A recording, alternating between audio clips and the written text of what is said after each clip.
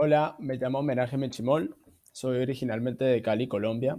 Ahorita estudio mercadeo en Yeshiva University. Estoy involucrado en el blockchain ya desde el 2016, cuando un amigo me introdujo a Ethereum. Me empezó a hablar un poquito del potencial que puede tener el blockchain, cómo funciona, que aparte de las criptomonedas, no solamente está Bitcoin, hay miles de monedas más. Este, y bueno, eh, te comparto un poquito sobre mi compañía, Latam Blockchain Group. Somos una compañía que estamos tratando de implementar compañías latinas al blockchain, empezando con la educación. Estamos partnering ahorita para hacer estos videos con Blockchain at Berkeley. Ellos empezaron ya hace 2 años con la educación del blockchain, empezando con los fundamentos. También tienen videos de developers. Están muy interesantes. Si sabes inglés, te lo recomiendo full ir a chequear esos videos.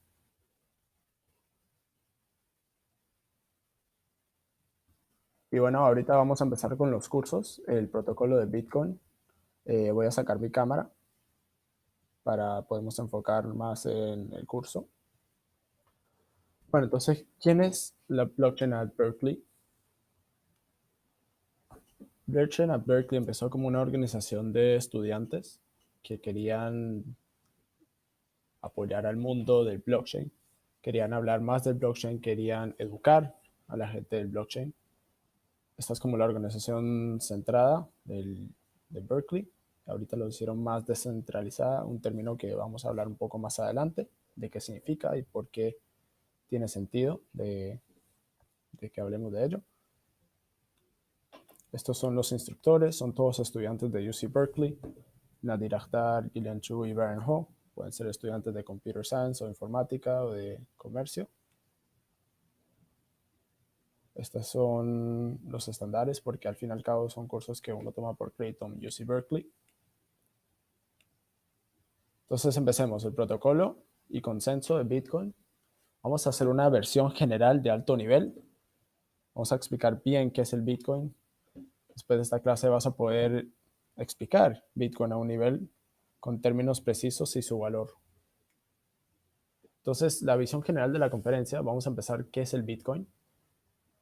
Vamos a ir paso por paso explicando la historia del Bitcoin, qué es el Bitcoin y la identidad del Bitcoin. La tercera sección sería las transacciones, cómo funciona transferir el Bitcoin virtualmente. La cuarta fase sería la registración del Bitcoin en el blockchain. Y la quinta fase sería el consenso. Sería el proof of work, que es la prueba de trabajo. Entonces empecemos. ¿Qué es el Bitcoin? En Estados Unidos, el 60% de la población ha escuchado el Bitcoin, pero solamente el 5% es dueño de Bitcoin. En Sudamérica, como no hay data, sería muchísimo menos. Entonces empecemos. ¿Qué es el Bitcoin? El Bitcoin es una criptomoneda que existe puramente en el ámbito digital. Se implementó por Satoshi Nakamoto por primera vez en el 2009. Satoshi Nakamoto escribió un white paper explicando qué es el Bitcoin y cómo funciona en el 2009. Este, la criptomoneda es una moneda construida sobre informática, la criptografía y la economía. Se necesita informática porque la información y donde se hace el storage eficiente, la criptografía por la seguridad de la moneda cuando se hacen las transacciones. Las transacciones están criptográficamente seguras. Y por la economía para asegurarse que el incentivo económico sirva para la comunidad, que tenga sentido para todos y que no sea corrupta. Bueno, el Bitcoin y el concepto de una moneda digital nació en el movimiento de cyberpunk en los años 80 y los 90 en Estados Unidos.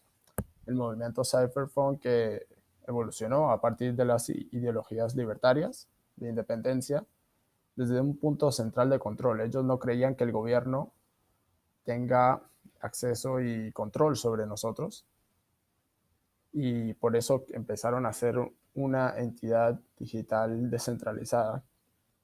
Y bueno, ahí fue la inspiración para la invención del blockchain y fue creado por Satoshi Nakamoto, que es una identidad anónima. Puede ser un hombre, una mujer, un grupo de personas de cualquier nacionalidad. Nadie sabe de dónde viene, nadie sabe quién es. Entonces, Acá tenemos palabras claves que vas a escuchar mucho en el mundo del Bitcoin y del blockchain. Eh, Empezamos con anónima. Bitcoin es anónimo porque todas las transacciones tú no tienes que poner tu identidad verdadera, tú no pones tu nombre y apellido, son solamente códigos y letras y números cuando se hacen las transacciones. Cuando no hay confianza de personas, no le estamos dando confianza a una entidad gubernamental o un banco, le estamos dando confianza a las transacciones, a la criptografía y a los problemas matemáticos. Bitcoin no tiene un banco central ni entidad central que controle su suministro de propiedades. Hace muchas cosas que puede hacer un banco, pero muchísima más, ya que es un banco abierto apto para todo el mundo. Bitcoin es global porque cualquier persona de cualquier parte del mundo puede recibir y mandar plata. Yo puedo mandar plata a mi familia en Colombia, o a mis amigos en Turquía, o a mi primo que está paseando por Italia. Fácilmente le hago login, entro a Bitcoin y le hago la transacción y a partir de minutos va a tener el Bitcoin en cualquier parte del mundo. Descentralizada, como hablamos antes, no es algo centrado, es algo que es dueño todos y tampoco no es necesario que conozcas a sus pares en Bitcoin para confiar en las matemáticas y la economía que lo respaldan. Es inmutable porque no se puede cambiar lo que está escrito. Ya cuando se hace una transacción es imposible hacerla reversible o sacarla, es imposible. Eso se queda en algo que se llama el libro mayor distribuido, donde todos pueden ver cada transacción y que valideza todo. Y Bitcoin, bueno, llega a ser un consenso sobre a quién pertenece que a través de un algoritmo del consenso. Te permite acordar con personas que no conoces y que no confías en cualquier parte del mundo. Y es una historia de eventos mutuamente que todos respetamos. Entonces, empecemos un poquito a hablar del banco, cómo funciona el banco y por qué llegó a caer el Bitcoin, la existencia del Bitcoin. Entonces, el banco provee cuatro cosas. Provee la gestión de cuentas, identidades. Ellos almacenan la información personal y los saldos de cada persona y entidad. Sus servicios, ellos transfieren, facilitan la transferencia de dinero y canje de dinero por el mundo. Ellos gestionan los registros, ellos siguen el historial de las cuentas, tienen todo escrito. Y bueno, la confianza que le damos a los bancos porque son profesionales verificados y está regulado por el gobierno. Entonces, ¿por qué el movimiento de Cyberpunk y el movimiento de Bitcoin está desconfiando del banco? ¿Y cómo podemos hacer un sistema descentralizado que hace todo lo mismo que un banco? Llega el Bitcoin. Entonces,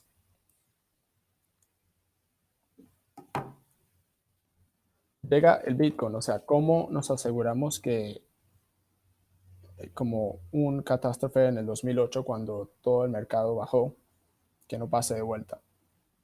¿Cómo nos aseguramos que algo así no pueda pasar de vuelta? Entonces llega el Bitcoin. El Bitcoin puede proveer lo mismo que puede proveer un banco y más, porque cuando hablamos de gestión de cuentas e identidades, se hacen direcciones para cada usuario, cada uno tiene una sociedad, cantidad de dinero. Los servicios son transacciones entre usuarios realizadas por otros usuarios. Cuando yo le hago transacciones a otra persona, o sea, no dice mi nombre y apellido, pero dice números y letras. Se manda a otro números y letras que puede ser otra persona, y ese es el servicio de transacciones de personas. Bueno, todo se registra en el libro mayor distribuido, se amanecen miles de usuarios a través de un blockchain, y la confianza que le damos confianza a la criptografía segura y a los problemas matemáticos y a la alineación de incentivos personales con el objetivo de la comunidad. Es una comunidad que queremos crecer. Pero entonces, ¿cómo sucede todo esto? ¿Qué es lo que está pasando? Entonces vamos a hablar de la identidad, pero, o sea, una pregunta es, ¿cómo puedes ver las transacciones de otros? Sí, porque el blockchain es público, o sea, el blockchain es público, entonces cualquier persona puede ver las transacciones de los demás. Entonces, ¿cuál es el papel de la identidad en el contexto de las monedas? El papel de la identidad en el contexto de las monedas sería recibir dinero, reclamar, gastar dinero y culpar a los demás. La identidad en la vida diaria. Podemos hablar, vamos a comparar un poquito el Bitcoin con la vida rutinaria. Todas las casas, cuando mandas correo regular, tienes que mandarle a una dirección y a los buzones. Cualquier persona puede tener tu dirección, acceso a tu dirección, pero no tienen acceso a tu buzón. Ellos no pueden, es contra la ley, abrir un buzón y ver el correo que te mandan. Lo mismo con los emails. Todos tenemos emails, todos tenemos cuentas, pero no tenemos acceso a la contraseña. La contraseña es algo personal. El Bitcoin es lo mismo. La clave pública es la cuenta y la dirección que todos los demás podemos ver, pero la clave es privada, es como nuestra contraseña. Eso es lo que hace Bitcoin seguro. Entonces, cada entidad es representada por una clave pública. Una clave privada correspondiente actúa como una clave para desbloquear la clave pública. Cuando uno tiene acceso a esa clave privada y quiere ver todas sus cuentas y todas las transacciones, le pone en el portador digital, le dice, esta es mi contraseña, esto soy yo, desbloquea mi clave pública, quiero ver todas mis transacciones. Bueno, también quiero decir que la clave privada es seleccionada al azar. La clave pública es generada a partir de una clave privada. Es como si fuera que estamos dibujando una clave aleatoria y codificarla en una hoja de papel y alguien hiciera una cerradura personalizada y una clave física basada en ese dibujo. O sea, nosotros la dibujamos, es casi imposible copiar y replicar exactamente el dibujo que hice, incluso por error. Las chances son muy mínimas. Entonces, ¿cómo sabemos que nadie tiene nuestras claves? ¿Cómo podemos saber que alguien en el mundo no tenga las mismas claves? La seguridad de la clave pública. Entonces, acá hay un poco de datos sobre el ingenio de Satoshi Nakamoto cuando creó el Bitcoin. Como podemos ver, hay 2 al 160 posibilidades de claves públicas. Es un número enorme, aquí lo puedes ver. Esas son todas las direcciones posibles. Es prácticamente imposible para que alguien se superponga utilizando la generación aleatoria. Se hace imposible que alguien con algo aleatorio haga claves públicas, que copie tus claves públicas, para que te puedan mandar a él y no a ti en vez, ya que tú eres el dueño. Como referencia, hablemos de los granos en la Tierra. Hay 2 al 1063 granos de arena en el mundo, con 263 mundos, cada uno con 2 al 63 granos de arena, equivale a 2 al 126 el total de granos de arena. El 2 a 126 es solo el 0.000058% del 260, que es todas las posibilidades de claves públicas que puede tener el Bitcoin. O sea, es casi imposible duplicar una clave. Y si queremos hacer otro ejemplo, la población mundial hoy en día es 7.5 billones de personas en el mundo. Cada persona podría tener aproximadamente 2 al 127 direcciones de todas para sí mismas, como si fuera que tenemos cada persona podemos tener la misma cantidad de granos que hay en todo el mundo de direcciones y claves públicas. Entonces, hablemos de las transacciones. ¿Qué es lo que hace una transacción válida? Que tiene fondos disponibles, una prueba de posesión, como una firma cuando hacemos un cheque, y ninguna transacción usando los mismos fondos. Entonces, acá tenemos un ejemplo. El concepto se llama salida de transacción no utilizada, UTXO en inglés. Es un modelo utilizado por las transacciones de Bitcoin. Podemos comparar esto como si fuera una alcancías. El Bitcoin se usa como alcancías y podemos compararlo contra el Banco Central, que usan cofres como cuentas. Ellos tienen toda la plata central en un cofre. Todo está dentro de una bóveda en el banco. Entonces, en vez de poner toda la plata en una bóveda, Bitcoin tiene todo su valor en las alcancías distintas. Cada vez que uno quiere usar esas alcancías y quieres hacer una transacción a otra persona, tienes que romper esa alcancía y cuando mandas la transacción y crea una alcancía nueva. Se construye una nueva alcancía por cada nueva transacción recibida. Para hacer una nueva transacción tienes que romper esa alcancía, utilizar la cantidad necesaria que quieres mandar y después se crea una nueva. Por ejemplo, José tiene 150 bitcoins y tiene dos alcancías. Una tiene 50 y otra tiene 100. Y le quiere mandar 101 bitcoins a Jaime. Entonces lo que hace el bitcoin es rompe la alcancía de los 100 y se la manda a Jaime. Entonces Jaime recibe 100 bitcoins y como le falta un bitcoin, la alcancía de 50 de José tiene que ser rota y se la manda de vuelta a Jaime. Después el network le manda de vuelta a José 49 bitcoins y Jaime se quedaría con 101 bitcoins. Y después, si Jaime quiere mandarle a Juan 101 bitcoins, como esa alcancía tiene 101 bitcoins exacto, se le manda a Juan para que él tenga 101 bitcoins. Entonces, ¿cuáles son los beneficios de las alcancías? Podemos hablar de la paralelización. Uno puede gastar en múltiples transacciones sin preocuparse por el saldo de la cuenta. Ese es uno de los beneficios.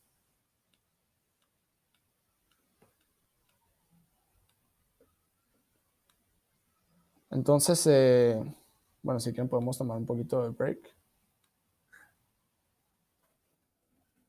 Bueno, para poder procesar un poquito de lo que estamos aprendiendo del Bitcoin.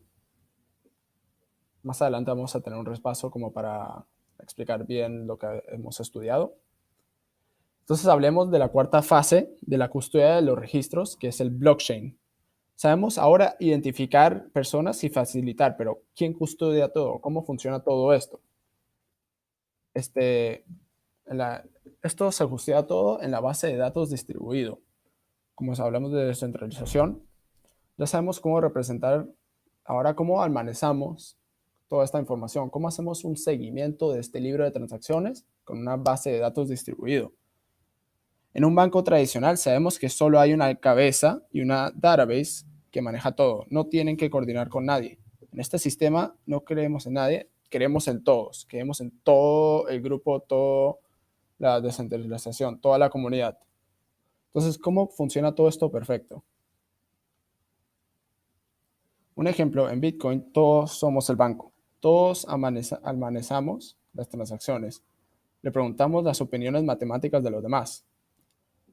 Lo que lo hace inmutable es que no deja que solo haya una persona que verifique si hay fallos. Todos podemos verificar que hay fallos. Todos podemos verificar que todo esté correcto y que todo esté bien. Siempre va a haber una segunda opinión de cómo está el historial, todas las transacciones. Ponerle si Juan le quiere hacer si Nick le quiere hacer una transacción a Juan de 0.5 Bitcoin, todos a todos nos va a llegar una notificación que Nick le quiere mandar a Juan 0.5 bitcoins. Y si vemos que Nick en verdad tiene 0.5 bitcoins, que es una clave verdadera, una clave pública verdadera, y que Juan va a ser el receptor, entonces se verifica y se acepta. Necesitamos la mayoría de los votos para que todos voten que Nick le va a hacer una transacción a Juan de 0.5 Bitcoin y que está todo bien. Todo esto se almacena en un libro mayor. Entonces, el blockchain, de la manera que funciona, En lugar de guardar las transacciones individuales, Bitcoin y todo el blockchain funciona mediante transacciones de procesamiento con lotes. Lo hace por cantidades chiquitas. Cada actualización de la base de datos distribuida en el libro mayor de Bitcoin es un lote de transacciones y no transacciones individuales. El blockchain se usa para acordar cada transacción y hacemos que todo en bloques porque uno, para que los bloques sea más fácil de procesar y dos, para identificar cada paso del blockchain cuál es el estado del database. Entonces, si tenemos, en un segundo tenemos 6 transacciones que quieren pasar. Nick le quiere mandar a Juan 0.5 Bitcoin, Brian le quiere mandar a Gillian 4.2. Entonces se hace primero los lotes de las primeras 2 transacciones. Después José le quiere mandar a Gillian 23 y Nick a José 3.2. Se hace el segundo lote y el tercer lote respectivamente. Ahora hablemos del consenso. ¿Cómo se hacen updates? Con el consenso de proof, se llama proof of work, que sería la validación del trabajo. ¿Cómo se valida todo lo que está pasando está correcto? Entonces, el proof of work sirve, o sea, como si todos aceptamos las transacciones válidas, ya que vienen sin discusión, ¿cómo nos aseguramos que nadie haga trampa si tomamos una decisión sola? ¿Qué pasa si Gillian le quiere mandar a Juan, a Nick, a Brian y a José plata? ¿Cómo nos aseguramos que nadie haga trampa? ¿Cómo nos aseguramos que si Gillian le promete a Brian 10 bitcoins en una transacción y ella también Gillian le promete a Juan otros 10 bitcoins, pero solo tiene ella 10 bitcoins en su alcancía? Lo que está haciendo Gillian en el momento sería un ataque de doble gasto, porque está haciendo 2 gastos al mismo tiempo. Entonces, esto sería una actividad maliciosa y nosotros como comunidad tenemos que ver cada transacción para que no haya trampas.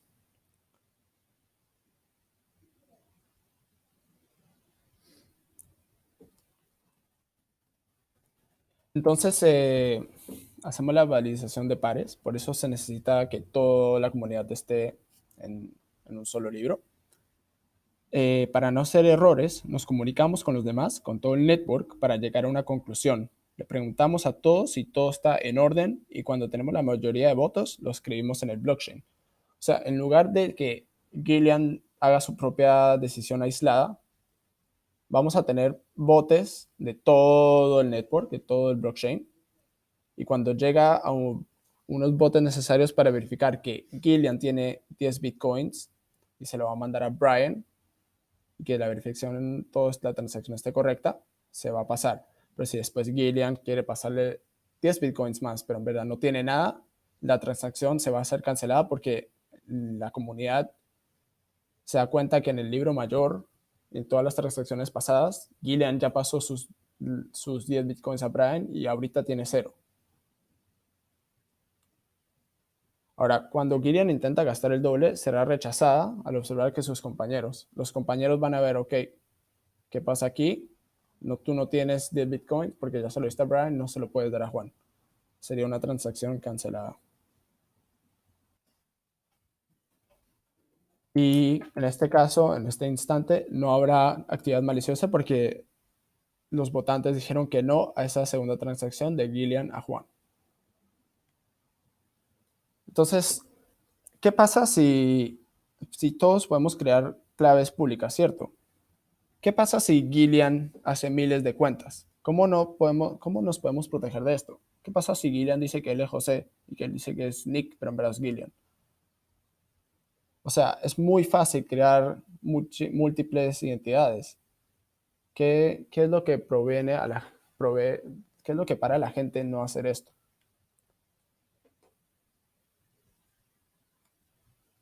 Esto se llama como un ataque de civil cuando se crea identidades múltiples y esto es una actividad maliciosa. O sea, lo que hace diferencia a Bitcoin a todos los demás es su falta de restricciones. Cualquier persona se puede unir al Bitcoin y cualquiera puede participar. No es costoso emitir un voto porque no es costoso crear una identidad. Esto permite lo que se conoce como un ataque civil, como hablamos antes, donde un usuario puede crear miles de cuentas, miles de registraciones con algún propósito malicioso. Entonces, ¿cómo podemos prevenir esto? ¿Cómo el Bitcoin previene esto? Entonces, lo que hicimos, en lugar de emitir votos con identidades, emitimos votos con recursos. Uno necesita recursos para hacer votos, para emitir votos. En el concepto, cuando dijimos proof of work, que es la validación de trabajo, eso significa que tienes que tener dos cosas, evidencia y recursos gastados. Cuando Satoshi Nakamoto creó la validación de trabajo, o el proof of work, él lo hizo de una manera para que sea imposible hacer ataques de civil. Lo que significa para que alguien tenga entradas, necesita demasiados recursos, necesita poder de computación. Lo que tiene mayor de computación puede manipular. O sea, vamos a explicar un poquito qué significa esto. Si han escuchado los mineros que están minando Bitcoin, esto es lo que, o sea, no minan Bitcoin y no crean Bitcoin. Lo que hacen estas computadoras, ellos verifican todas las transacciones y la validan. O sea, es un recurso computacional porque al fin y al cabo se necesita electricidad y se necesita resolver problemas matemáticos y criptográficos. Entonces, lo que hacen las computadoras, ellas trabajan para crear bloques nuevos. Ellos no saben cuál entrada es la correcta. Ellos solamente resuelven problemas matemáticos. Entonces, cuando resuelven un problema matemático, el sistema le dice si ese problema que hizo se necesita para crear un nuevo bloque en el blockchain. Entonces, esto también lo que hace para que una identidad no tenga miles de recursos, porque la computadora misma no sabe cuándo va a crear un bloque y cuándo puede verificar la transacción. La computadora es imposible saber. Eso es aleatorio. Y usando ese sistema de computación y de proof of work, no hay actividad maliciosa.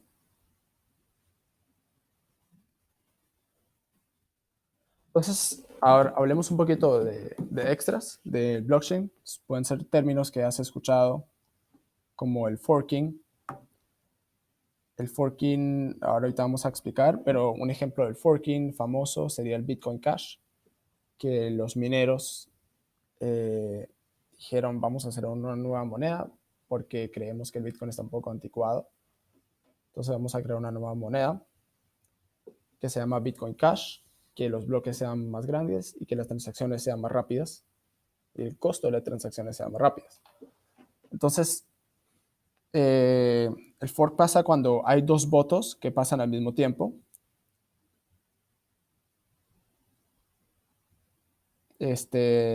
Cuando pasan al mismo tiempo, en esta situación, los dos votos pasaron a la misma vez, pero no podemos reconocer las dos cosas que pasaron. Necesitamos un protocolo para identificar qué, qué cadena es legítimo, qué cadena de los dos votos es legítima y cuál podemos proceder.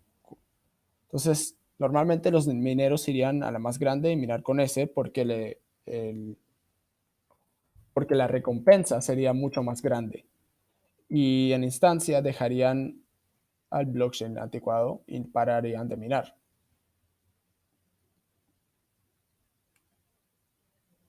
Ahora, una suposición.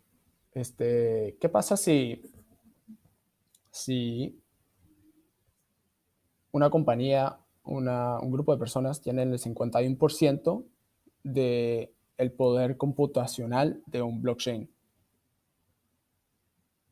Este, si tienen, porque el Bitcoin se creó para ser una suposición honesta mayoritaria. El Bitcoin asume que una mayoría del proof of work, de la validación de trabajo, es honesta. En teoría, si una mayoría maliciosa tiene el 51% de la computación, del poder computacional, puede controlar la red. Hay un ejemplo de un ataque en el 2014 que una compañía de mineros estaban acercándose al 51% del poder computacional del Bitcoin. Y lo que hicieron ellos, se dieron cuenta que los desastres que podían crear con esto, entonces pararon su computacional y vendieron unas computadoras para no tener el 51% de poder computacional, para no hacer un ataque del 51%.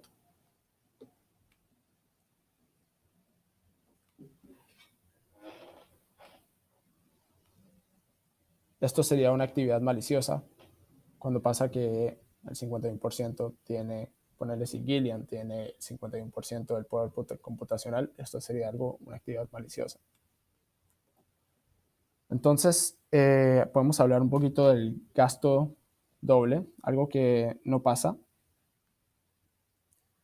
Para comprender mejor cómo funciona el gasto doble a nivel de blockchain, imagina que Nick ha acumulado varios MacBooks, compró muchas computadoras reconocidas por su destreza en juegos y computación. Posee más poder de computación que el resto de la red.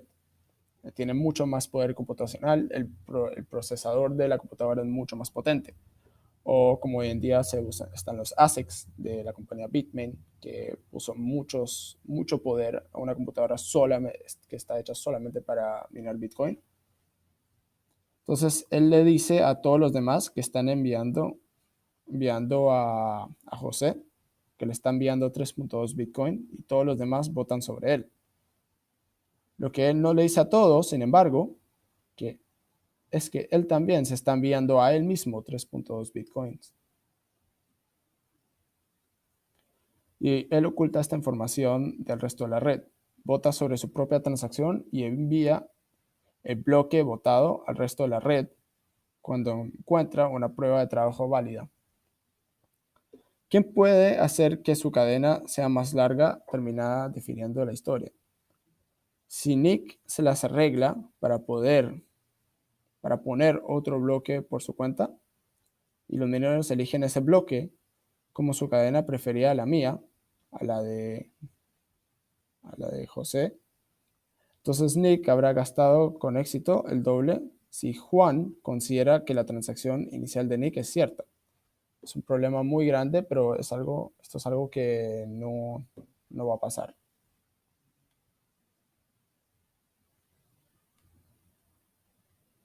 Entonces, hablemos un poquito de repaso. Ya hablamos hicimos una introducción del Bitcoin y todo el blockchain. Hablamos un poquito de extras, de cosas que en teoría pueden pasar, pero es casi imposible, como en el último slide que hablamos del gasto doble. Entonces, hablemos un poquito de lo importante del Bitcoin: la identidad de las transacciones, la custodia de registros y el consenso.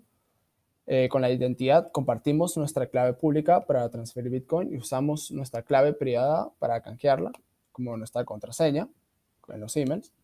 Las transacciones usamos el modelo UTXO, que sería el modelo de las alcancías, que rompemos las alcancías y hacemos unos nuevos. La custodia de registros: cada entidad guarda una copia de las cadenas en el blockchain, en el libro mayor distribuido. Y el consenso: los pares emiten propuestas a través de la prueba de trabajo con las máquinas y el poder computacional, un proceso de votación costoso que se necesita recursos para hacer los botes y para emitir botes, para evitar ataques de doble gasto. Un dato: Bitcoin solamente tiene 21 millones de monedas que se pueden hacer, no se pueden hacer más. Esto es lo que le hace la escasez del Bitcoin. Tiene unidades infinitas y para mantener el valor máximo. La fungibilidad hace unidades de intercambiables, identidades. Todas las monedas tienen el mismo valor. La diferencia, o sea, el Bitcoin Cash y el Bitcoin son dos monedas completamente distintas, por eso tienen distintos valores. O sea, habrás escuchado el Bitcoin Gold, del Bitcoin Diamond, muchos forks. Son todas monedas completamente distintas, no tienen nada que ver con el Bitcoin. Solamente por el nombre Bitcoin, pero no tiene nada que ver con ello. Es como decir el dólar P, el dólar americano, el dólar canadiense o el dólar de Zimbabue. Es completamente distinta, tienen valores distintos, pero no solamente tienen el nombre dólar. Eh, bueno, la durabilidad, las unidades de larga duración, es todo digital y la transferencia tiene liquidez para facilitar las transacciones. Pero lo más importante que queremos que tengas en mente es la legitimidad del Bitcoin. Hemos demostrado cómo podemos confiar en el Bitcoin y el potencial que puede tener. Uno puede, en el futuro, vamos a poder hacer transacciones mundialmente sin la necesidad de tener un banco. Hay un dato que dice que el 70% de la población de Asia, del sur, no tiene banco. Entonces el Bitcoin sería muy importante para Asia del Sur.